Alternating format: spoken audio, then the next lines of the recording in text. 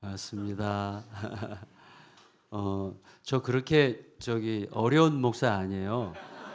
쉬워요, 저 모시기가. 그러니까 목사님 괜히 뻥친 거고요. 저는 이 주목사님을 생각하면 진짜 항상 목욕탕 생각나요. 우리 목욕을 같이 했던 적이 있는데 깜짝 놀랐어요. 그때 그 배에 너무 큰 상처가 있어가지고 L자로 이렇게. 그래서 그게 늘 주목사님을 생각하면 항상 그때 아버님이셨나요? 아버님 간이식 해드린 이제 수술 흔적이잖아요. 그래서 오늘 오면서 이제 주목사님을 생각하는데 제일 먼저 떠오른 게 그 상처였어요. 어쩌면 우리들은 그런 상처를 남기는 여정으로 부름받지 않았을까? 예수님께서 우리에게 나를 따르려거든 자기 십자가를 지고, 십자가는 사실 아주 굉장히 예민한 주제잖아요. 그러니까 죽음의 이야기인데 너 나랑 같이 죽으러 갈래? 이제 그 말이잖아요. 어떤 내 안에 무언가가 죽지 않으면 남지 않을 어떤 너무나 고귀하고 아름답고 존귀한 상처. 그래서 우리가 지나간 자리에서 그 상처가 남아야 되는 거죠. 그 흔적이. 그래서 하나님께서 마지막 날 우리를 만나실 때, 우리를 맞이하실 때 가장 먼저 하시는 행동이 뭐죠? 우리의 눈에서 눈물을 씻으시는 거예요. 그러니까 우리가 그리스도를 따라가는 이 여정은 사실은 그 사랑의 눈물을 흘리는 여정이죠. 그래서 오늘 여러분과 함께 이 고난 주간은 바로 그 시간이죠. 예수 그리스도의 고난을 묵상한다는 것은 그리스도의 고난이 결국 우리의 생명을 위한 처절한 여정이었는데 그 여정이 과연 나의 삶을 관통하고 있는지, 그래서 예수 그리스도의 그 고난이 우리의 생명이 된 것처럼 너도 십자가를 지고 나를 따르라고 하신 주님께 내가 참여하여 나를 통해서 나와 접촉하는 내 가족들이 진짜 살아나고 있는 건지, 나도 모르게 죽이는 방식으로 접촉하고 있는 건 아닌지, 이런 것들을 다시 한번 굉장히 깊이 점검해보는 그런 시간이 되지 않을까 싶습니다. 그리고 개척 3년 된 교회 치고 굉장히 공간을 엄청 무지막지하게 넓게 쓰시네요. 그래서 굉장히 엄청 부럽고 앞에 막 밭도 있고 참 멋진 교회, 멋진 교회다 이렇게 생각이 됩니다.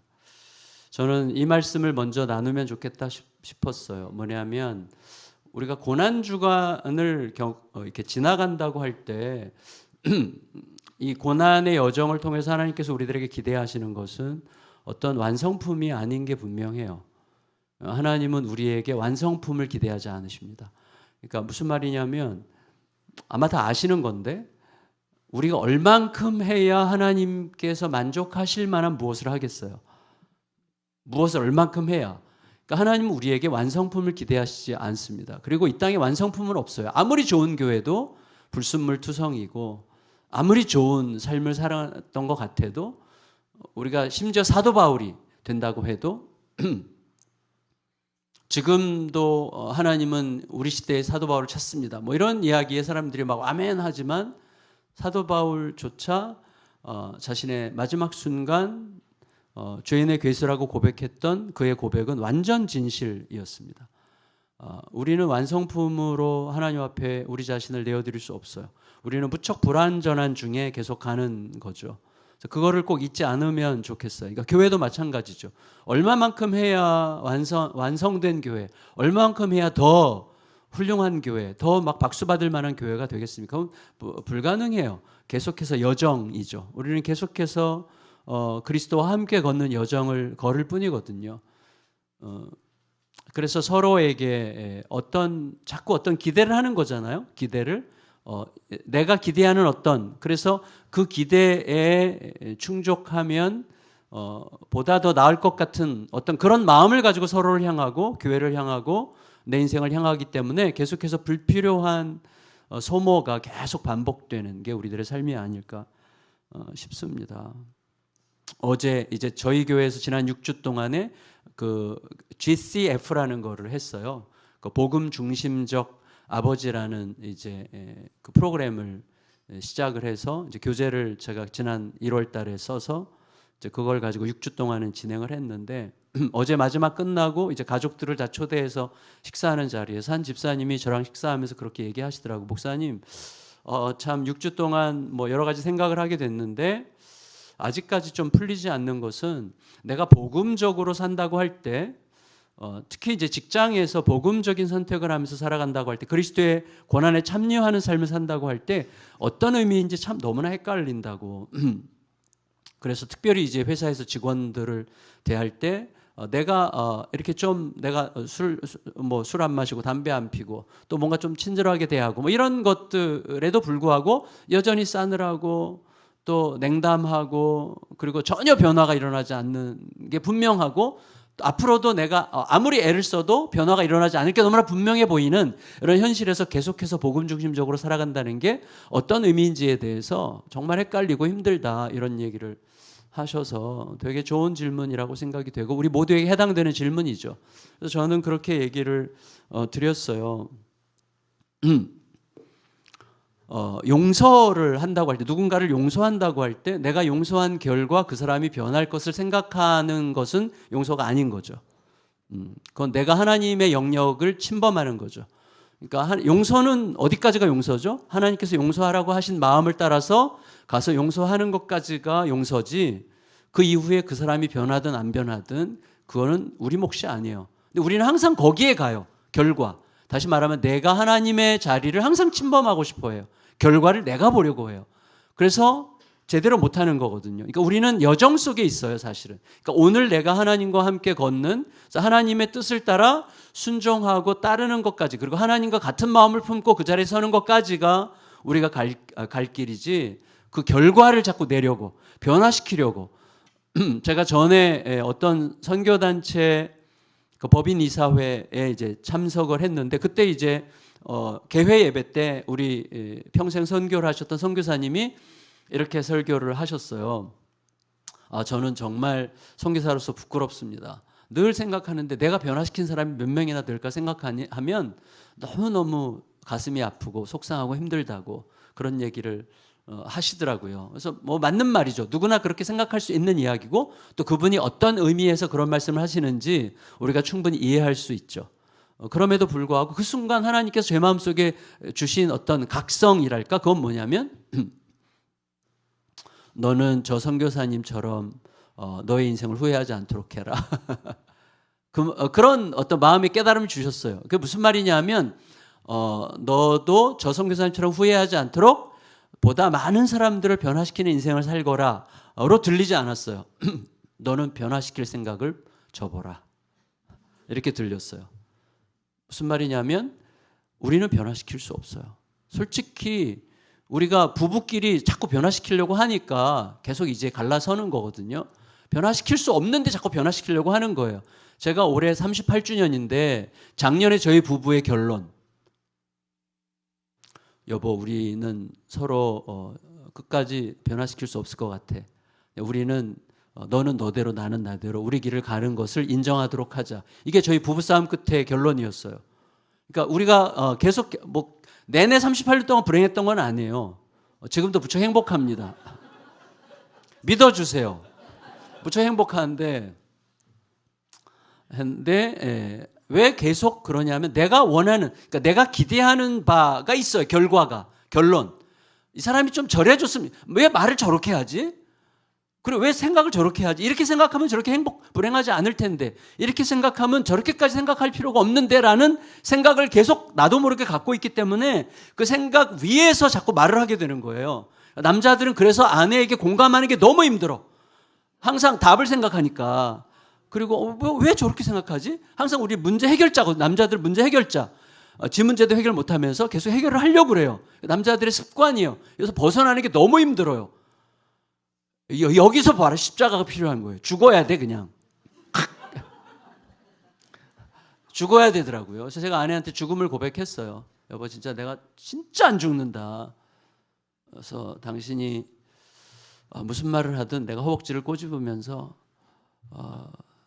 공감할게. 무조건 공감할게. 그렇지만 지난주에도 싸웠어요. 저는 그래서 안 돼. 이거 안 된다는 거지. 우리 서로 인정하기로 결정했습니다. 저는 진짜 나 왜 이렇게 찌질하지? 이거밖에 안 되지. 이제 그 생각 주님이 빨리 오셨으면 좋겠어요. 근데 주님 오실 때까지 안 변할 게 분명해. 그래서 제가 주님께서 저에게 깨닫게 하신 건 이거예요. 너는 사람을 변화시키려고 하지 마. 왜냐하면 사람을 변화시키는 것은 너가 아니라 복음이야. 사람은 복음만 변화시키는 거야. 예수 그리스도의 승리가 십자가에서 다 이루신 그 승리만 우리를 바꾸는 거지. 예수 그리스도의 사랑이 얼마나 눈부시고 아름답고 처절한지가 내 안에서 깨달아지는 순간 그 사랑에 의해서 작동하는 은혜의 각성이 우리를 바꿔가고 우리를 새롭게 하고 우리를 하면 새로운 선택을 하게 하면서 인생이 새로운 방식으로 쉐이핑 되는 거잖아요. 새롭게 형성되는 거잖아요.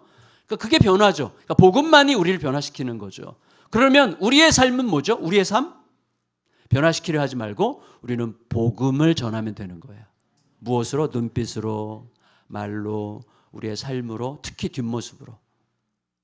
그래서 우리들은 나는 예수 그리스도를 따르면서 열심히 살면 되는 거지 내가 예수 그리스도를 따른다는 것을 사람들에게 자꾸 쇼업하려고 하면 안 돼요. 사람들이 자꾸 이렇게 드러내려고 좀 봐 이렇게 하는 거야. 예수님을 따른다는 건 이러는 거야 라는 것을 자꾸 보여주고 싶어요. 우리들은. 그래서 제가 새벽기도를 안 나가는 거예요. 사실 이거 이찬수 목사님 때문인데 이찬수 목사님이 한 13년 전인가 사실 이거 분리개척 이 모델 있죠. 이거 저랑 4번인가 의논을 한 거예요. 제가 시키는 대로 했다는 뜻이 아니고 제가 굉장히 결정적인 영향을 준 것도 아니고 그냥 의견을 몇 개 냈는데 근데 목사님이 그때 그러더라고요. 목사님 나 새벽에 교회 안 가고 이렇게 새벽에 말씀 묵상하는 시간이 너무 좋은데 목사님도 장로님들한테 한번 허락받으면 참 괜찮을 것 같다. 또 제가 새벽 예배를 또 하는 거 힘들어해요. 그래서 이거 이찬수 목사님 이렇게 하던데 저도 한번 장로님들한테 제안해 보라고 그러던데요. 그때 장로님들이 뭐 뜻대로 하세요. 그래가지고 이제 새벽기도도 안 해요. 근데 중요한 건 뭐냐면 제가 왜 이 얘기를 했죠? 우리는 그래서 왜 새벽기도 내가 왜 안 하느냐? 사람들에게 내가 이렇게 경건 생활을 하는 거다. 이게 경건한 거다. 이게 경건한 목자다라는 것을 사람들에게 드러내려고 하면 안 돼요. 우리는 그저 그리스도를 따르려고 그리스도와 함께 동행하려고 몸부림하는 중에 누군가에게 들키는 거죠. 그러니까 우리 아이들은 우리들의 뒷모습을 보고 변하는 거거든요. 우리가 아이들을 바꾸려고 몸부림한다고 바뀌지 않습니다. 제가 조금 이따 저희 아이 얘기, 제가 새롭게 하소서에서 얘기를 했었는데 보신 분들은 괜찮아요. 그 후속편을 얘기하려고 그래요. 후속, 그 뒤에 어떻게 됐나? 보신 분 안 계시죠? 그럼 처음부터 끝까지. 근데 중요한 건 뭐냐면 우리가 초대교회에서 지금도 복음을 전하는 게 굉장히 어려운 상황이지만 초대교회보다 심하진 않습니다. 근데 초대교회 때는 초대교회가 시작되고 거의 300~400년 동안에 초대교회에서 등장하지 않는 단어들이 선교 전도예요. 교회 문서에서 선교 전도가 거의 등장하지 않아요. 무슨 말이냐면 선교하지 않았어요. 전도하지 않았어요. 선교하자고 강조하지 않았어요. 근데도 교회는 엄청난 속도로 성장했어요. 이유는 모든 성도들이 들켰기 때문이에요. 너무나 이상하고 기괴하고 너무나 새로운 삶의 방식을 들킨 거예요. 초대교회 성도들은 들킨 거예요. 어떻게 저런 상황에서 저렇게 하지? 그들은 그리스도와 함께 살아가는 게 진짜인 방식으로 살아갔어요. 그래서 초대교회 성도들의 별명 중에 하나가 뭐냐면 질문하게 하는 자였어요. 사람들이 자꾸 묻고 싶은 거예요. 어떻게 저렇게 살지? 어떻게 저런 상황에서 저런 선택을 하지? 어떻게 저런 상황 속에서 저런 표정이 나오지? 너무 기괴하고 희한하고 그런데 이상하게 매력적인. 자꾸 묻고 싶은 그것으로 인해서 사람들의 삶 속에서 각자의 삶 속에서 예수 그리스도가 들키는 거예요. 우리의 뒷모습을 통해서. 그게 진짜 변화거든요. 진짜 변화. 근데 우리들은 세상이 안 변하는 이유가 뭐예요? 우리들은 아무도 모르게 착한 일을 선한 일을 하면서 누군가에게 들키고 싶어 하죠. 그러니까 우리는 누군가에게 들키고 싶은 마음으로 선한 행위를 해. 근데 사람들이 들키고 싶어 하는 걸 먼저 봐. 그래서 안 되는 거예요. 그게 참 어려워요. 늘 그 싸움을 이제 우리가 싸우는 거죠. 그래서 저는 여러분과 아까 우리 목사님이랑도 식사하면서 그런 얘기를 나눴는데, 우리가 이 땅에 남길 수 있는 결과, 가장 위대한 결과가 있다면 이 땅에 있는 유일한 완성품을 남기면 돼요. 이 땅에 있는 유일한 완성품은 사랑밖에 없습니다. 왜? 사랑만 영원하잖아요. 완성품만 영원해요. 사랑이에요. 근데 사랑조차 우리를 통과하는 순간 사랑은 욕망이 되죠. 그래서 우리는 하나님을 사랑한다고 말하는 방식으로 하나님을 사용하는 자들이거든요. 그래서 내가 하나님을 진짜 사랑하는지 하나님을 사용하는지 정말 점검을 많이 해야 됩니다. 그래서 하나님을 사용해서 내 안위를 보장받으려고 하는지, 하나님을 사용해서 내 평안을 보장받으려고 하는지, 하나님을 사용해서 내가 원하는 기대를 획득하려고 하는지 계속해서 물어야 되는 거예요. 우리들은 굉장히 오묘한 자들이죠. 그래서 계속 그 질문을 하는 거예요. 계속해서 질문을 해야 돼요. 그렇지만, 그러니까 사랑조차 우리 안에 들어오면 매우 불충분하지만, 그래서 사랑이 뭐예요? 우리를 통과하는 사랑의 첫 얼굴이 뭐죠? 고린도전서 13장 4절인가? 사랑의 첫 얼굴, 오래 참고예요. 여정이에요. 오래 참는 여정이 사랑이에요. 사랑은 오래 참고예요. 어떤 영어 성경은 이것을 long suffering이라고 번역했는데, 오랜 고통이에요. 그것만이 완성품이에요. 그래서 우리는 여기서 사랑을 서로 간 접촉하는 모든 자리에서 그리스도의 사랑이 남는 방식으로 살아가면 그걸로 너무나 충분해요. 그러면 보는 시야가 달라져요. 우리가 뭔가를 이루려고 하면 계속 서로를 사용하게 됩니다. 심지어 제가 우리 성도들과도 굉장히 종종 나누는 게 뭐냐면, 이웃을 볼 때 전도 대상으로 보지 말아라. 전도 대상, 그러니까 내가 전도한 업적을 남길 수 있는 흔적으로 상대를 생각하는 순간 상대방을 나도 모르게 도구화하는 거다. 내 목표를 이루기 위한 도구로 만드는 거다. 그러니까 이웃을 볼 때 어떻게 전도하지? 라고 생각하지 말아라. 아예 포기해라. 어떻게 저 사람을 사랑하지? 저 사람은 어떻게 살아왔을까? 제가 이 자리에 설 때 제가 아까 계속 마음으로 기도한 게 있어요. 하나님, 이 수정빛 교회, 참 귀한 교회에 와서 성도들을 대할 때 우리 형제님 이름이 뭐죠? 형제님. 네, 나를 지금 째려보는 형제님. 총각이에요? 결혼했어요? 예. 청년이에요? 아니 너무 잘생겨가지고 눈이 이렇게 자꾸 이쪽으로 가요. 근데 가면서 이런 생각을 하는 거예요. 이 형제는 지금 어떤 고민이 있을 거잖아요. 또 어떤 문제가 있을 거잖아요. 그리고 여기까지 오기까지 이 형제의 나름대로 여정이 있잖아요. 그러니까 그 여정을 느끼면서 이 형제를 봐야 되는 거죠. 우리가 서로를 볼 때 그분이 이 자리에 있기까지 각 사람에게는 어마어마한 무게의 여정이 있거든요. 넘어지고 깨지고 이기고 또다시 실패하고 좌절하고 다시 일어나고. 그러니까 이거죠. 이분이 여기 예배 자리에 있다는 것 자체가 위대한 승리죠. 어떤 의미에서 그렇죠? 하나님께서 우리 서로에 대한 하나님의 이끄심에 절대로 실패하지 않으셨다는 증거잖아요. 지금 우리가 여기 있다는 것. 그러니까 그걸 믿고 그 위에서 살아가는 법을 계속 배워가기 위하여 서로를 격려하는 게 교회죠. 그러니까 교회의 위대한 능력이죠, 그게. 근데 교회가 어떤 목표를 설정해놓고 우리 교회는 이리로 가야 돼라고 하는 순간 모든 걸 도구화시키게 되거든요. 사랑이 모든 걸 행하게 해요. 그게 예수님께서 하신 일이에요. 예수님께서 고난주간을 통하여 우리에게 가르쳐 주시는 일이 뭐예요? 너무나 처절한, 그리고 예수님이 계속 무능해지는 시간이잖아요.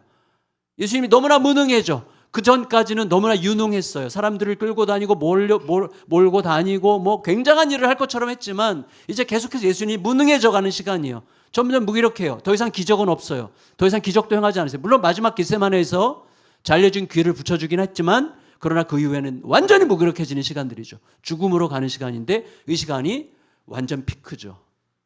완전 절정이죠. 그때 이루어진 피가, 그때 흘려진 피가 우리의 인생을 완전히 바꿨고 역사를 바꾼 거예요. 우리들에게도 그 길을 걷자고 요청하시는 것을 우리가 기억하자고 지금 여기 있는 거잖아요. 네. 그래서 그 하나 예수 그리스도의 그 은혜, 그 고통의 은혜에 참여하기 위하여, 그리고 그 완전한 사랑에 참여하기 위하여 우리가 우리의 고통을 어떤 방식으로 맞닥뜨릴 것인가를 생각하기 위해서 오늘 욥기를 잠깐 생각하려고 해요. 근데 제가 사랑의 완전함을 여러분과 좀 나누고 싶어서 잠깐 먼저 이 말씀을 드리고 싶어요. 제 간증이 아니라 저와 관련된 건 아니고 저 근처에서 있었던 이야기인데, 제가 한 7, 8년 전쯤에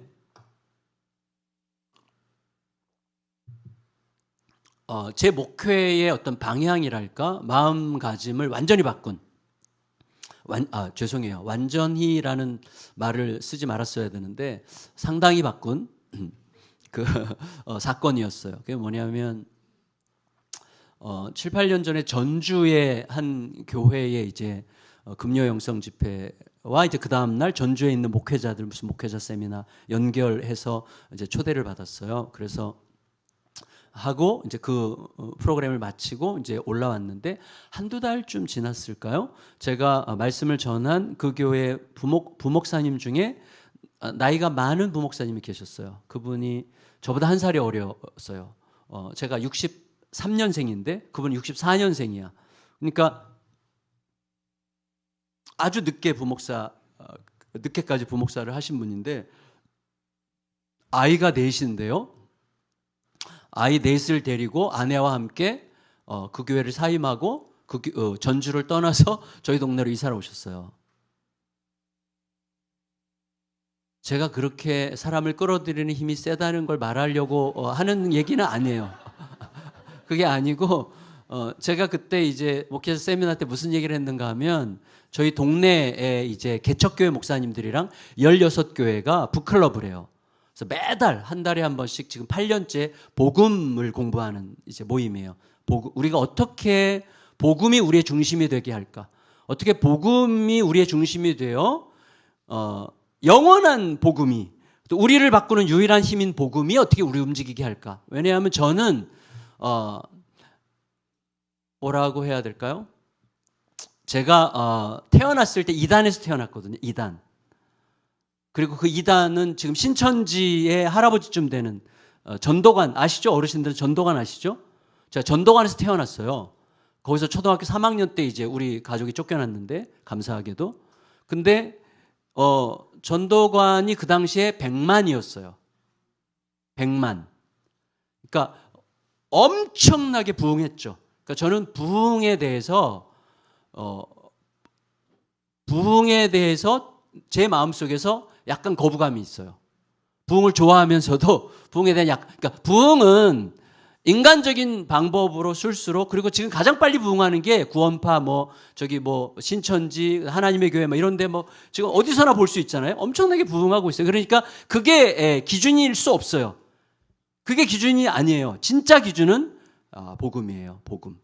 그래서 우리 지역 목회자들이랑 어떻게 하면 복음적으로 우리가 목회할 건가를 계속 공부를 하는데, 우리 지역 제가 너무 행복한 게 뭐냐면 개척교회 목사님들이 전부 다 뿌듯한 마음으로 당당하게 자신 있게 행복하게 목회를 이제 같이 하는 거예요. 이게 너무 좋아요. 근데 그 이야기를 이분이 듣고 자기도 그런 목회를 너무 하고 싶다고, 그래서 그 북클럽에 참여하고 싶어서 이분이 그냥 이사를 온 거예요.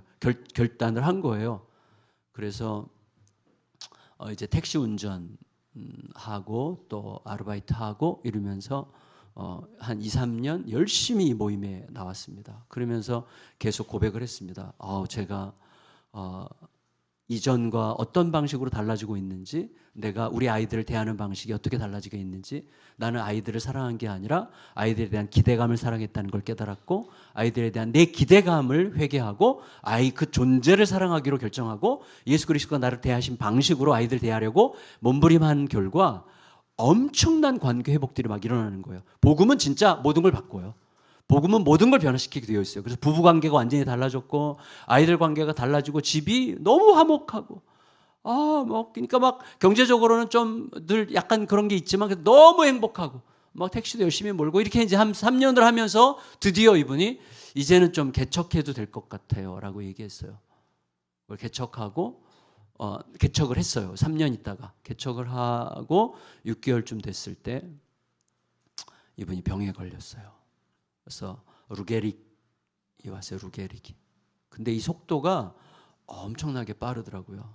그래서 제가 이제 몇 번 신방을 갔는데 한 번 갔을 때는 이제 꼼짝도 못 하고 누워서 이제 눈만 꿈벅꿈벅하고 이렇게 계시는 상황에서 말도 못 하고, 그러고 나서 한 6개월쯤 지났을 때 연락이 왔어요. 목사님, 그 사모님한테 남편 신방 좀 해주시면 좋겠다고.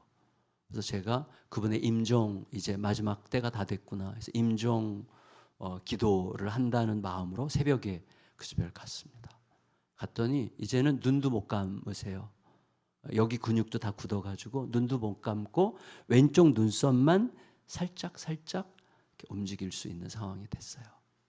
그래서 사모님이 골판지에다가 기역, 니은, 디귿, 리을, 아야, 어여 이렇게 써가지고 이렇게 짚어가면서 글자를 쓴 거예요. 그래서 정갑신, 요청 뭐 이런 식으로. 그래서 제가 신방을 이제 갔어요. 그래서 이제 마지막 시간을 느끼면서 기도를 부탁하는구나 생각해서, 목사님 너무 고생하셨고 목사님은 정말 최선을 다하셨고요.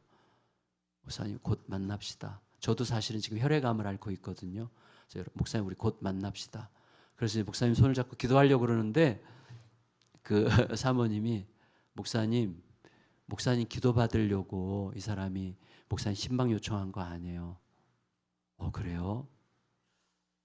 목사님이 아프다는 소식을 들어서요. 이 사람이 많이 울었어요. 그리고 목사님을 위해서 기도해 주고 싶다고 해서 목사님 모신 거였습니다. 감당할 수 없는 이게 밀려오는데요. 목사님 너무너무 감사합니다. 저를 위해서 기도해 주세요. 목사님 기도해 주세요. 손을 잡았어요. 뭐 아무것도 못하죠. 눈 뜬 채로 그냥 똑같은 표정으로 그냥 있는 거예요. 근데 이쪽 양 눈가로 눈물이 한없이 쏟아지는 거, 눈물이. 그 눈물이 기도였어요. 그러니까 제가 잊을 수가 없어요. 막 한없이 쏟아지는 그 눈물로 저를 위해서 기도해 주고 계셨어요. 제가 한참 있다가 끝났어요. 그러니까 눈썹이 살짝 이렇게 움직였어요. 그래서 이제 마무리 인사하고 돌아 나오는데 하나님이 제 가슴에 이렇게 얘기하셨습니다. 너무 완벽하지 않니? 이게 완벽한 거야. 죽어가면서도 사랑한다는 거. 죽어가면서도 사랑할 수 있는 거, 이게 완벽한 거다. 많은 걸 이뤘어도 사랑이 없으면 너무 누추해. 저는 우리의 삶에 왜 이렇게 고통이 올까? 우리 삶에 왜 이렇게 어려움이 끊임없이 계속 찾아올까? 저는 모든 시간이 이걸 배우는 시간이라고 생각합니다. 하나님께서 계속 기회를 주시는 거라고 생각해요. 사랑할 기회를 계속 주고 계시는 거라고 생각해요. 그래서 제가 우리가 어떤 방식으로 우리에게 다가오는 고통을 맞이할 건가를 짧게 잠깐, 시간이 너무 많이 갔는데 짧게 나누려고 해요. 여러분, 자, 욥을 한번 생각해 보세요. 욥은 하나님 편이죠. 아멘. 우리도 다 하나님 편인데 욥은 하나님 편입니다. 그런데 하나님의 원수에게나 임할 법한 가혹한 재앙들이 욥에게 찾아온 거 우리가 다 알고 있어요. 자녀들이 한꺼번에 죽고 재산이 하루아침에 다 날아가고 아내를 비롯해서 가까운 사람들로부터 다 버림을 받고 온몸은 만신창이로 밤낮 고통스러워졌습니다. 그러니까 욥은 도무지 해석이 안 되는 거예요. 해석되지 않는 현실 때문에 대혼란에 빠졌어요. 그래서 자신의 탄생을 저주하고 모순 얻은 현실을 비난하죠. 그리고 그 모순의 출처가 누구냐? 이렇게 계속 찾는데 하나님이 허락하시지 않으면 절대로 일어나지 않을 일이에요. 왜? 세상의 통치자가 하나님이시기 때문에 하나님께서 허락하시지 않았다면 절대로 일어나지 않았을 어떤 일이 일어난 게 너무나 분명해. 근데 나는 하나님 앞에서 최선을 다해서 살았어. 그래서 이게 이어지질 않는 거예요. 연결이 안 되는 거예요. 도대체 이게 뭐지? 이러한 혼란 속에서 욥은 너무너무 고통스러웠고 욥의 친구들은 다 실패한 위로자들이었죠. 욥에게 우리가 어떻게 욥의 친구들이 욥에게 계속해서 압박하고 욥을 힘들게 했는지를 잘 알고 있습니다. 계속 훈계하죠. 계속 뭐 자업자득이야, 권선징악이야, 뭐 이런 얘기만 계속 하는 거죠. 자, 여러분, 저는 요 포인트에서 우리가 생각해야 될 몇 가지를 좀 같이 생각했으면 좋겠다고 여겨졌는데, 첫째는 뭐냐면 욥과 욥의 친구들의 차이예요. 욥과 욥의 친구들의 차이. 욥은 하나님 앞에 이제 쏟아내기 시작해요. 막 원망을 쏟아내고 고통을 쏟아내고 하소연하고 또 삿대질을 하고 하나님 이해가 안 된다고 하고 막 심지어 막 저주하고 싶어하는 마음으로 갑니다. 욥의 친구들은 계속해서 하나님 편에 서서 이야기하죠. 이걸 여러분 잘 생각하시면 좋겠습니다. 약간 어떤 분에게는 약간 거부감이 느껴질지도 모르겠는데 뭘 말하려고 하는지 포인트를 잡으세요. 요 배경에 너무 신경 쓰지 마시고, 여러분 콘클라베라는 영화 아시죠? 콘클라베, 교황 선출하는 것을 다룬 영화인데, 거기에 이제 이 콘클라베 교황 선출의 모든 과정을 이끌어가는 주인공이 이제 주교인데 로멜리 주교죠. 주교가 이런 말을 해요. 잘 들어주세요. 제가 무엇보다 두려워하는 죄는 바로 확신입니다. 자, 우리나라는 지금 확신 때문에 갈등을 겪고 있어요. 제가 무엇보다 두려워하는 죄는 바로 확신입니다. 확신은 통합의 강력한 적입니다. 확신은 포용의 치명적인 적입니다. 예수님도 종국에는 확신을 두려워하시지 않았던가요? 주여 주여 어찌하여 저를 버리시나이까. 그 순간 예수님은 엄청난 혼란 속에 계셨던 거예요. 저는 이렇게 생각했어요. 자, 창조자가 피조물의 세계 가운데 와서 살아가시는 것 자체가 이미 굉장히 생경하고 낯선 거예요. 하지만 당신이 지은 언어, 문화 속에 오신 거기 때문에 적응할 만하셨을 수도 있어요. 그런데 당신이 창조하지 않은 배신, 원망, 분노 이런 세계 한가운데 살아가신다는 건 훨씬 더 힘드셨을 거예요. 하지만 창조 이래, 아담의 배신 이래 역사 내내 이것들이 계속 있었기 때문에 적응할 만하셨을 거예요. 그런데 예수님이 절대로 적응할 수 없는 한 가지, 뭐죠? 창조, 생명의 주인이 죽음에게 삼켜지는 일. 하나님과 영원토록 하나이신 분이 하나님과 분리되는 일. 이거는 예수님도 너무나 당황스러우셨을 거예요. 예수님이 영원토록 한 번밖에 없는 그 사건을 코앞에 두고 예수님이 너무나 혼란을 겪으셨어요. 예수님도 너무 힘들었어요. 깊게 번민하고 고통을 느끼셨죠. 어쩔 줄 모르셨던 거죠, 예수님이. 그래서 나를 위해서 좀 기도해 주라고 요청을 하시는 거죠. 예수님이 그런 상황이셨단 말이에요. 그런데 신앙이 살아있는 까닭은 정확히 의심과 손을 잡고 걷기 때문입니다. 오로지 확신만 있고 의심이 없다면 신비도 존재할 수가 없습니다. 신앙도 필요 없겠죠. 자, 무슨 말이냐면 고통 속에서 욥의 친구들은 아는 척했어요. 답을 가진 척했어요. 확신으로 가득해요. 너가 이래서 이 문제가 생긴 거니까 넌 이렇게 해야 돼. 확신으로 사람을 죽이는 거예요. 욥은 아무것도 믿을 수 없어. 의심으로 꽉 차 있어. 중요한 게 뭐죠? 하나님께 삿대질을 하는 욥의 하나님이 큽니까? 욥의 친구, 하나님을 지키려고 하는 욥의 친구들의 하나님이 큽니까? 잘 생각해야 돼요.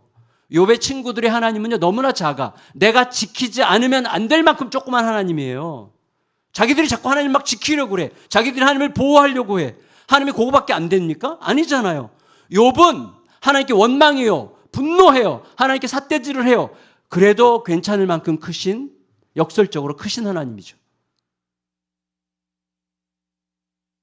우리 속에 이게 참 굉장히 미묘한 이야기예요. 쉽지 않은 이야기예요. 하지만 여러분 정말 많이 생각하셔야 됩니다. 우리들은요, 나도 모르는 사이에 하나님을 내 전제에, 내 생각에 너무 빨리빨리 가두거든요. 저는 부디 우리 수정빛 교회가 질문이 많은 교회이기를 바라요. 질문이 많은 교회. 서로 많이 질문하고, 하나님 좀 의심하면 어때요? 하나님은 우리가 하나님이 의심한다고 하나님이 쪼그라집니까? 하나님은요, 우리 교단보다 크시고 성경보다 크신 하나님이세요. 그 크신 하나님을 우리가 내가 가져왔던 나의 생각과 경험에 너무나 지극히 조그맣게 거기에 넣어서 여기서 벗어나면 큰일 날 것 같이 두려워해요. 하나님은 그렇지 않으십니다. 우리의 모든 이해할 수 없는 고통을 뛰어넘어서 계시는 하나님, 그 하나님을 계속해서 바라보는 게 십자가를 지는 굉장히 중요한 비밀이라는 사실을 여러분이 깨달아가면 너무나 좋을 것 같습니다. 대체 뭐가 진실인가? 이게 참 우리에게 굉장히 중요합니다. 욥기를 통해서 우리가 발견하게 되는 굉장히 큰 희망이 있어요. 그게 뭐냐면 욥이 해석되지 않는 자기의 혼란스러운 상황 때문에 고통스러워하고 원망하고 불평하는데 하나님 앞에 하지 못할 말까지 막 해대는데 끝까지 하나님 앞에 한다는 거예요. 이게 우리에게 너무 중요합니다. 예수님의 고난이 우리에게 보여주는 게 그거예요. 예수님은 고통을 어떻게 극복하셨어요? 이해해서 극복한 게 아니에요. 그 순간 예수님은 철저한 고통을 겪으신 건데, 그러나 헤아려지지 않는 혼란과 어둠이지만 아버지의 뜻이 그 어떤 것보다 오르시다는 사실에 나를 던진 거죠. 여러분, 우리들의 삶 속에서 이게 있어요. 우리는 여기 예배 시간에는요 다 이해하는 것 같아요. 예배 시간에는요 다 극복할 것 같아요. 예배 시간에는 순교자도 될 수 있어요. 그러나 예배 끝나고 나갈 때는요 우리가 정말 속이 다시 좁아지죠. 그래서 나한테 기분 나쁘게 말했던 누군가의 뒤통수를 보는 것 자체가 너무나 고통스럽고, 집에 가서 또 우리 애 때문에 또 막 씨름해야 되고 막 이런 게 있는 거예요. 그런데 지금 제가 이것보다 더 성숙한 깨달음에 이르러야 되겠지만, 지금까지 하나님께서 저에게 깨닫게 하신 건 뭐냐면, 너가 이해하는 게 그렇게 중요한 거 아니다. 너에게 헤아려지는 게 그렇게 중요한 게 아니다. 저는 지금 몰라요. 저에게 왜 이런 병이 왔는지, 또 내가 왜 이렇게 고쳐지지 않고 이렇게 찌질한지, 나 왜 이렇게 목사답지 못한지, 나 이렇게 계속해서 막 이렇게 불쑥불쑥 화가 나는지, 나 왜 이렇게 다혈질인지, 난 왜 이렇게 이거밖에 안 되는지. 근데 이게 상관없어져야 돼요. 이게 상관없어도 될 만큼 하나님이 크세요. 이해가 안 가도 하나님은 오르세요. 이게 믿어지는 순간 우리 하나님께 우리를 맡기고 던질 수 있어요. 그 길을, 저는 고난주간을 통해서 우리들에게 그 길을 주님께서 가르쳐 주시지 않는가, 그런 생각을 하게 됩니다. 제가 저희 막둥이 얘기를 좀 잠깐 하면 좋을 것 같아요. 그 전에 이 말씀을 드릴게요. 욥기의 주제는 착한 사람이 왜 고통을 받는가가 아니에요. 욥기의 주제는 전쟁입니다. 전쟁. 욥기 1장이 어떻게 시작하죠? 사탄이 도발하잖아요. 근데 사탄이 어디에 도발하죠? 하나님의 어전회의에 참석을 해요. 하나님의 어전회의에 사탄이 올 수 없어요. 하나님께서 허락하신 거예요. 하나님께서 왜 허락하셨습니까? 사탄이 자신만만했기 때문에.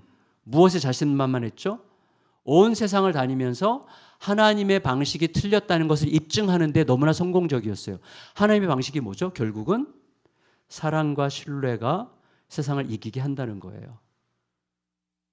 사탄은 사랑과 신뢰에 너무나 낭만적이고 너무나 비현실적인 이야기예요. 세상을 보세요. 이렇게 처절하게 돌아가는 세상. 세상에서는 권력, 힘, 경쟁, 승리, 이게 세상을 움직이는 거지. 지금 하나님 잘 섬기는 것 같이 보이는 인간들, 다 하나님 이용하는 거 모르세요? 하나님? 다 이용하는 거예요. 걔네들한테 하나님께서 주신 선물도 다 뺏어가 보세요.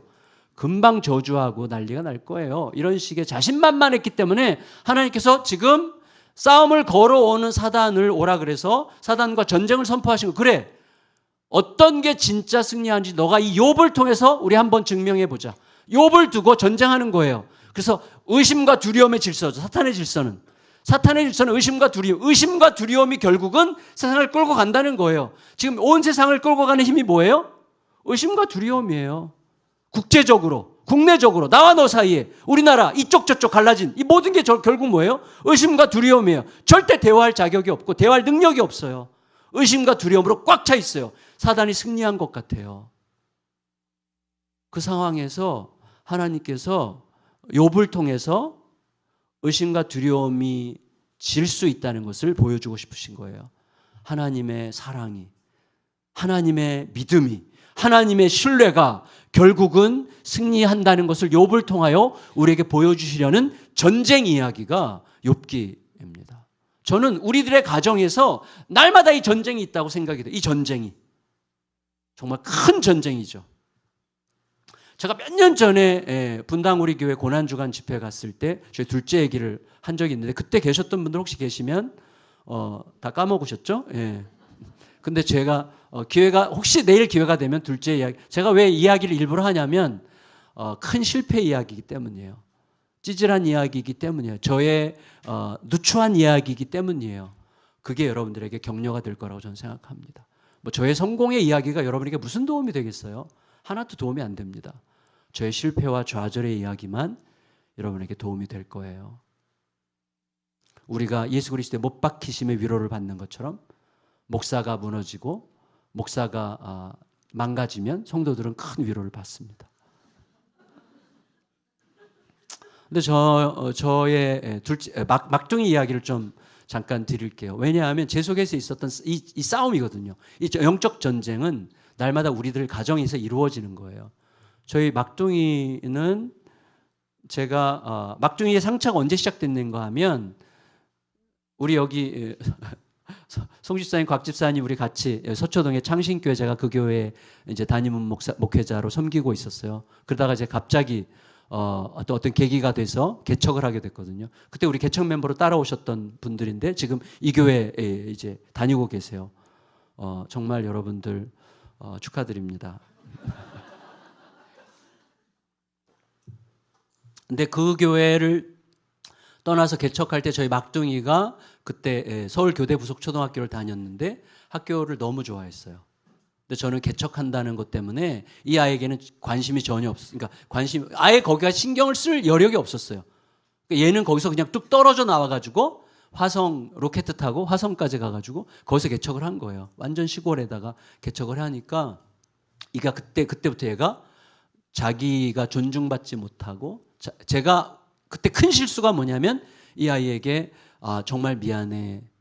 아빠가 새로운 곳으로 가서 목회를 해야 될 것 같아서 여길 떠나야 되는데 정말 어떻게 하지? 너가 원하면 여기 어디 방을이라도 하나 물론 안 얻겠지만 그렇게라도 말을 했어야 됐는데 전혀 이야기를 아예 생각도 못했어요. 얘는 그냥 자동으로 따라오는 초등학교 3학년인가 4학년이니까 2학년인가 하여튼 너무 어렸으니까 근데 그때부터 얘가 이제 뭐가 들어가기 시작했어요. 그리고 이제 우울해지기 시작하고 방황하고 뭔가 좀 안 돌아가기 시작하면서 초등학교를 겨우겨우 거기서 졸업하고 동네에서 졸업하고 중학교 갔는데 계속 혼자 그냥 우울하게 있으니까 왕따를 당하기 시작하면서 얘가 이제 좀 이상해지기 시작했어요. 왕따를 계속 당했어요. 그리고 고등학교 들어가서 자퇴했어요. 고등학교 1학년 때 학교 다니기 싫다고 자퇴를 하고 그때부터 10년 동안 무척 바빠요. 게임, 그다음에 드라마 이 두 가지 음악 듣기 이걸로 24시간 그냥 침대에서 사는 거예요. 자빠져서. 근데 그거를 옆에서 보는 게 너무너무 고통스러웠어요. 너무너무 힘들었어요. 이 친구가 지금 26살이에요. 26살. 근데 내내 그렇게 살았어요. 내내 게임하면서 드라마 보면서 이렇게 그리고 담배 피면서 술 마시면서 교회 안 다니면서 저희 교회 성도들의 기도 제목 중에 하나가 우리 담임 목사님의 막내딸이 교회 좀 다니게 해달라고. 뭐 이게 이제 굉장히 중요한 저희 교회의 모든 사정을 우리 성도들이 다 알아요. 샅샅이 다 알고 이제 같이 기도를 하는데 몇 년 전에 하나님께서 저에게 도전하셨어요. 너가 너 딸을 막내딸을 바라보는 너의 눈을 한번 생각해봐. 너의 눈 계속 의심이야. 계속 두려움이야. 넌 지금 계속해서 전쟁에서 지고 있어. 예수 그리스도의 고난, 예수 그리스도가 자기가 감당할 수 없는 고난 앞에서 갑자기 담대해지셨죠. 왜 그걸 그냥 받아들이신 거잖아요. 아버지의 뜻대로, 아버지의 원대로. 아버지는 오르십니다. 받아들이셨어요. 그래서 사랑과 신뢰에 자기를 완전히 던지시고 우리의 삶에 사랑과 신뢰가 우리의 삶의 중심축이 되도록 자신을 던지신 거예요. 근데 그 은혜를 받고 그 은혜를 기념하면서도 여전히 나는 나의 가장 생명같이 귀한 우리 아이에게 의심하고 두려워하고, 그리고 그 의심하고 두려워하니까 어떻게 되죠? 말 한마디가 나가도 얘가 느껴. 그러니까 말은 이렇게 이해하는 듯이 말하지만 이 아이는 다 알아들어. 이를 갈면서 이야기한다는 것을 다 알아. 그러니까 기가 막히게 알아요. 그러니까 이 아이는 계속 그 삶에서 못 벗어나고 있는 거예요. 이 아이에게 필요한 건 사랑과 신뢰의 혁명이에요. 근데 나는 그걸 할 수 있는 힘이 없어. 그걸 할 수 있는 능력이 없어요. 그걸 하려면 어떻게 되죠? 내 안에서 뭔가가 죽어야 돼요. 그래서 어느 날 기도하고 하나님 앞에 약속했어요. 하나님, 죽겠습니다. 그리고 저희 딸한테 가서 사과했어요. 아빠가 너 언니한테도 그런 경험을 했는데 아빠가 또다시 원래 자리로 돌아와서 너를 또다시 의심하고 불안해하고 두려움 속에서 너를 대하고 있구나. 정말 정말 미안해. 너가 40살 될 때까지 기다려줄게 그랬어요. 이게 저에게는 이제 하나의 적용이었어요. 그러니까 죽음, 나의 죽음. 40살 될 때까지는 이 아이가 좋아하는 거 나도 좋아하고 이 아이가 기뻐하는 거 나도 기뻐하기로 결정했어요. 이 아이가 게임할 때 나중에 이제 자기가 방에서 막 게임하면서 막 웃고 막 야, 안 돼! 그리고 막 소리치다가 또 막 울고 막 이렇게 할 때 제 바로 옆에 제 그 공부방 바로 옆방이 얘 방이거든요. 저 지랄을 진짜 언제까지 저 지랄을 하려고 그러나. 막 한심하고 답답하고 막 그랬는데 하나님께 약속을 해서 하나님 저를 죽여주세요. 그 소리를 제가 얘가 살아있는 행복한 소리로, 얘가 살아있다는 게 얼마나 중요합니까? 얘가 살아있다는 소리, 얘가 살아있다는 증거로 기뻐할 수 있게 해주세요. 그 기도를 엄청나게 했어요. 얘가 막 게임하면서 지르고 할 때, 야, 그래도 게임을 할 줄 아는구나. 막 이걸로 인해서 내가 기뻐하기로 결정을 했어요. 이 아이에게 위대한 변화가 이제 시작이 됐어요. 얼마 전에 제 방문을 진짜 전혀 제가, 그러니까 이게 몇 년 동안 제가 한 3, 4년 사랑만 하는 거예요. 그냥 사랑만. 근데 이게 눈빛으로 들키지 않으려면 아침마다 기도를 해야 돼요. 아침마다 하나님 오늘도 제 눈빛이 사랑의 눈빛이 되게 해주세요. 이 아이에게 사랑을 들키게 해주세요. 이 아이에게 저의 신뢰를 들키게 해주세요. 이걸 가지고 이제 기도하는 거예요. 사투를 벌이면서 기도를 해요. 죄송해요. 사투까지는 안 벌였어요. 그래도 열심히 기도했어요. 근데 얼마 전에 이 아이가 문을 이렇게 빼꼼히 열고 아빠, 나 아빠랑 하나님에 대해서 이야기하고 싶어. 완전히 여기서 지금 소름이 돋기 시작하는데 어쩔 줄 모르겠는 거예요. 아빠 나 하나님에 대해서 생각해 봤는데 내가 하나님을 안 믿는 건 아닌 것 같아. 근데 하나님을 너무 미워해 내가. 왜냐하면 지금까지 10년 동안 하나님은 내 기도를 안 들어주셨어. 근데 갑자기 이런 생각이 들었어. 하나님이 내 기도를 들어주셔야만 하나님인가? 내가 원하는 대로 해주셔야만 하나님이라면 하나님이 아닐 수도 있잖아. 이런 생각이 들었대요. 그래서 아빠 나 그냥 하나님이 내 기도대로 해주시는 분보다 훨씬 크신 분이라는 거를 생각하기 시작하기로 했어. 나 하나님에 대해서 알아가고 싶으니까 큐티책 좀 사다 줘. 그랬어요. 이 친구가 큐티책 사다 줬더니 큐티를 엄청 열심히 해요. 매일매일. 그리고 저를 기다려. 오늘 아침에도 해가지고 제 방에 와서 나 오늘 큐티 이렇게 했는데 하면서 이제 저에게 쭉 얘기를 해주고 잘못 본 거 있으면 얘기해달라고 그러고 이제 혁명이 일어난 거예요. 혁명. 담배 끊은 지 지금 50일 됐는데 금단 현상을 다 이겨냈어요. 다 이겨냈어.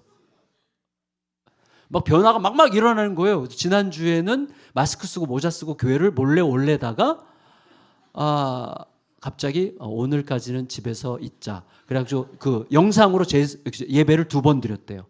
영상으로 예배를 2번 드리면서 저의 설교에 대해서 이렇게 비평을 해주더라고요.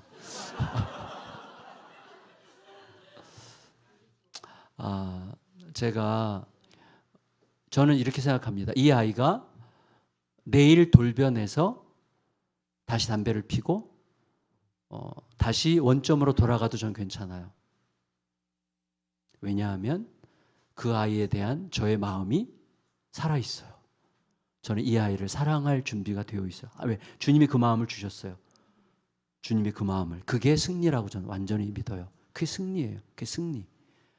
여러분, 우리의 삶에서 하나님께서 우리의 기도를 들으시는 응답이 지연되는 만큼 우리는 잘하고 있어요. 근육이. 사랑의 근육이 자라가고 있는 거예요. 그래서 그 근육을 키워내는 과정이 되는 거죠. 이 고난은 우리에게 진짜 사랑의 근육을 키우는 여정인 게 너무나 분명합니다. 이 고난 주간을 통해 내일 이제 좀 더 구체적인 이야기를 나누도록 하겠습니다. 바라기는 제가 오늘 좀 솔직히 두서없이 얘기를 막 했어요. 너무 흥분해가지고 좋아가지고. 근데 여러분 내일은 우리 욥기를 좀 잘 정리를 하면서 여러분 저희 둘째 이야기 잘 모르시는구나. 둘째 이야기 아시는 분 한번 손 들어보세요. 한 분. 할렐루야. 그럼 내일 저희 둘째 이야기가 사실은 클라이막스예요. 클라이막스. 둘째 이야기는 많은 사람들에게 영감을 줬어요. 정말 처절한 힘든 이야기인데 실패한 이야기지만 결국 하나님은 당신의 일을 어떻게 하시는지를 보여주신, 고난을 통해서 하나님은 어떻게 당신의 아름다운 일들을 이루시는지를 알려주시는 이야기인데, 하여튼 여러분 내일 다시 반갑게 뵙겠고 부디 이 고난 주간을 통해서 핵심은 뭐냐면 예수님의 고난을 생각하면서 예수님 너무 아프셨겠다, 너무 힘드셨겠다, 이게 고난 주간이 아니에요. 고난 주간은 뭐예요? 예수님의 승리 위에서 고난을 보는 법을 배우는 거예요. 예수님은 부활의 승리를 보면서 고난의 과정을 통과하셨어요. 그리고 고난의 사건이 우리에게는 승리의 사건이 되게 하셨잖아요. 예수의 고난이 우리에게 승리의 이야기하잖아요. 그러니까 우리에게는 뭐예요? 고난 주간을 통해서 지금 내가 통과하고 있는 나의 모든 고통스럽고 힘겨운, 피하고 싶은 너무나 힘겨운 현실들을 어떻게 예수 그리스도의 승리 위에서 바라볼 것인가? 어떻게 이미 이기신 그리스도의 승리가 이 고난 앞에서 이 고난을 어떤 방식으로 설명하게 할 것인가를 생각하는 시간이어야 되는 거예요. 우리 삶에 마음에 들지 않는 현실, 답답한 현실, 너무나 고통스러운 현실을 이미 다 이루신, 내가 다 이루었다는 예수 그리스도의 승리의 선포 위에서 생각하고 살아가는 법을 배우는 시간으로 특별히 선물로 주신 시간임을 기억하고, 이 한 주간 동안에 여러분에게 임한 모든 숙제와 과제와 같은 모든 일들을 그리스도의 승리 위에서 생각하는 법을 배우는, 거기서 답을 얻는 복된 은혜를 누리시기를 예수님의 이름으로 축복합니다.